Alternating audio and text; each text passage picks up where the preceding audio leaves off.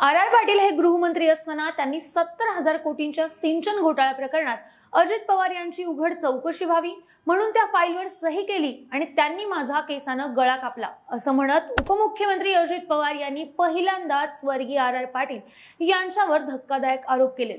ज्या सिंचन घोटाळा प्रकरणाने अजित पवारांच्या राजकारणाचा बाजार उठवला तेच प्रकरण भर निवडणुकीच्या तोंडावर पुन्हा समोर आणून अजित पवारांनी स्वतःच्या हाताने माती केली आहे का?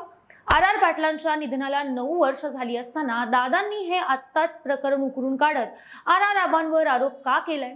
सिंचन घोटाळा नेमका होता तरी काय आणि दादांच्या बोलण्यात तथ्य किती आहे याचाच घेतलेला हा सविस्तर आढावा। हॅलो, हाय, मी पद्मजा आणि तुम्ही पाहताय हॅलो महाराष्ट्र। सर्वात आधी पाहूयात सिंचन घोटाळा नेमका आहे तरी काय। तर 1999 ते 2009 या काळात बंधारे आणि सिंचन प्रकल्पांच्या बांधकामात गैरव्यवहार झाल्याचा आरोप झाला होता। सिंचनावर 70,000 कोटी रुपये खर्च झाले, पण सिंचन क्षेत्रात केवळ 0.1% सुधारणा झाली असं निरीक्षण सरकारच्याच इकॉनॉमिक सर्व्हेमध्ये सुद्धा होतं। या काळात अजित पवार हे जलसंपदा मंत्री होते। सिंचन प्रकल्पांच्या कंत्राट वाटपात तसंच त्यांच्या पूर्ततेमध्ये अनियमितता आढळून आली अशी नोंद सीएजीने आपल्या अहवालात केलेली होती। त्यावेळी अजित पवार हे जलसंपदा मंत्री असल्याने सिंचन प्रकल्पातील अनियमितता आणि गैरव्यवहाराची जबाबदारी अजित पवारांची आहे असं तत्कालीन विरोधी पक्षांनी सुद्धा म्हटलं होतं। 2014 ला महाराष्ट्रातून काँग्रेस राष्ट्रवादीचं आघाडी सरकार जायला सिंचन घोटाळ्याचे आरोप कारणीभूत सुद्धा ठरले होते असं सुद्धा म्हटलं जातंय। पुढे 2019 मध्ये एसीबी म्हणजेच अँटी करप्शन ब्युरोने अजित पवार यांना सिंचन घोटाळा प्रकरणी क्लीन चिट सुद्धा दिली। 2019 मध्ये देवेंद्र फडणवीस अजित पवार सरकारच्या पायउतार झाल्याच्या दुसऱ्याच दिवशी आणि 28 नोव्हेंबरला म्हणजे उद्धव ठाकरे यांनी मुख्यमंत्री पदाची शपथ घेण्याच्या आदल्या दिवशी अजित पवारांना सिंचन घोटाळ्यात क्लीन चिट मिळाल्याची माहिती समोर आल्यानंतर मोठा गोंधळ सुद्धा निर्माण झाला होता। मात्र नंतर हे सिंचन प्रकरण महाराष्ट्राच्या राजकारणातून कायमचं गायब झालं होतं। आता ज्या भाजपनं सिंचन घोटाळ्यावरून अजितदादांवर आरोप केले तीच भाजप दादांसोबत असल्यानं भाजप नेत्यांनी सिंचन घोटाळ्यावरून आळीमिळी गुपचिळी अशी भूमिका घेतली। मात्र अजित पवारांनीच आर पाटलांवर टीका करत पुन्हा एकदा स्वतःचं सिंचन घोटाळा प्रकरण आणखी चर्चेत आणले। तासगाव येथील जाहीर सभेत बोलताना अजित पवार यांनी म्हटलंय, मी प्रत्येक वेळी आबांना धीर दिला, सांभाळून घेतलं, अनेकदा कठीण प्रसंगात मदत सुद्धा केली, पण त्यांनी आपल्या विरोधातील चौकशीच्या फाईलवर सही केली तेव्हा मला वाटलं मला बदनाम करण्याचा प्रयत्न झालाय। खरं तर इतक्या वर्षात केवळ 42,000 कोटी रुपयांचं कामं झाली आहेत, तरी माझ्यावर 70,000 कोटींचा आरोप झाला। या आरोपामुळे माझ्यावर चौकशीची फाईल तयार झाली। ती फाईल सही करण्यासाठी गृह विभागाकडे गेली आणि त्यावर आर पाटील यांनी सही देखील केली। हा एक प्रकारे केसानं गळा कापण्याचा धंदा झाला। मला तेव्हा हे सगळं काही माहिती नव्हतं। मात्र नंतर देवेंद्र फडणवीस मुख्यमंत्री झाल्यावर त्यांनीच मला सांगितलं की तुमच्या आबांनीच सिंचन प्रकरणी खुली चौकशी व्हावी यासाठी सही केली आणि खरंच त्या ठिकाणी आबांची सही सुद्धा होती असं म्हणत अजित पवारांनी धक्कादायक आणि मोठा खुलासा केलाय।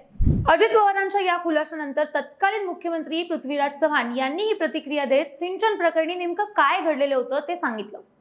मी जेव्हा श्वेतपत्रिका काढण्याचे आदेश दिले होते तेव्हा माझ्या त्या आदेशात 70,000 कोटी रुपये हा शब्द नव्हता।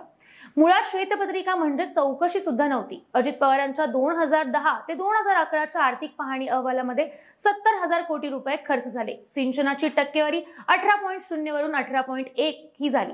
मी मुख्यमंत्री झाल्यानंतर ते पाहिलं तेव्हा मला धक्का बसला, म्हणून काय वस्तुस्थिती आहे त्याला अनुसरून अहवाल शासनाला सादर करा हे मी सांगितलं। सिंचन खात्याला सांगितल्यानंतर मला चौकशी करायची असती तरी अँटी करप्शन विभागाला मी ती दिलेली असती। पुन्हा चुका होऊ नयेत हा माझा त्यामागचा उद्देश होता। नंतर विधिमंडळात या प्रकरणाची चर्चा झाली आणि विदर्भ सिंचन महामंडळाच्या घोटाळ्याची खुली चौकशी व्हावी असा एक अहवाल खालून आला, तसा तो अहवाल गृहमंत्र्यांना सादर केला गेला। गृहमंत्र्यांनी आपल्या स्तरावर मान्यता दिली याचा उल्लेख आज अजित पवारांनी तासगावच्या सभेत बोलताना केलाय। खरा ती फाईल आपल्याजवळ काही आलेली नव्हती, त्या फाईलवर माझी कसलीही सही नाही असं म्हणत पृथ्वीराज चव्हाण यांनी आपले हात वर केले। दुसरीकडे तत्कालीन सिंचन विभागाचे अधिकारी आणि सिंचन घोटाळा उघडकीस आणणारे विजय पांढरे यांनी मात्र अजित पवारांच्या आरोपावर चांगलाच पलटवार केलाय।